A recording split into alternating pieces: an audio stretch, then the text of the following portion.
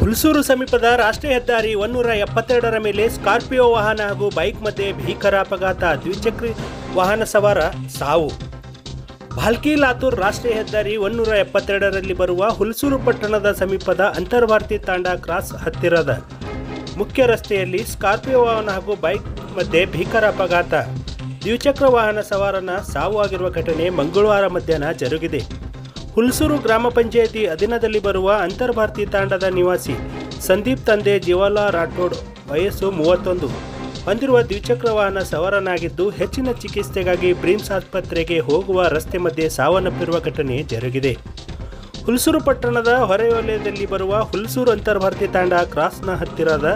ಹುಲ್ಸೂರು ಭಾಲ್ಕಿ ರಸ್ತೆ ಮಧ್ಯೆ ಸ್ಕಾರ್ಪಿಯೋ ಹಾಗೂ ದ್ವಿಚಕ್ರ ವಾಹನದ ಮಧ್ಯೆ ಭೀಕರ ಅಪಘಾತ ಜರುಗಿದ್ದು, ದ್ವಿಚಕ್ರ ವಾಹನದ ಸವಾರನ ಮುಖಕ್ಕೆ ಹಾಗೂ ತಲೆಗೆ ಪೆಟ್ಟಾಗಿದ್ದ ಹಿನ್ನೆಲೆ ಸ್ಥಳದಲ್ಲೇ ತೀವ್ರ ರಕ್ತಸ್ರಾವ ಉಂಟಾಗಿದ್ದು,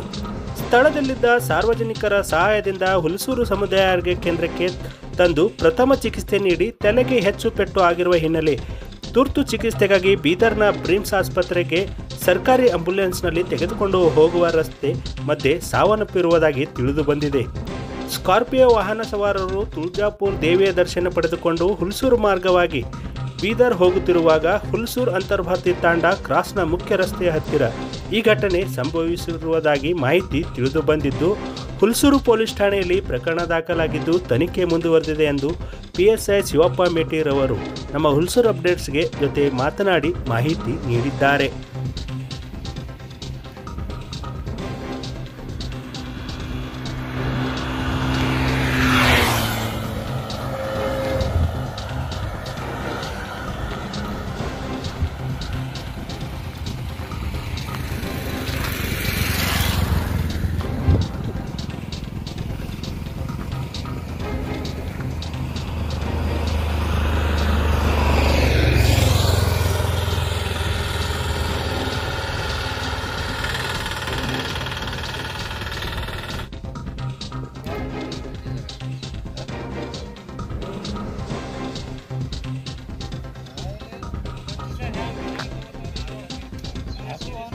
दवाखाने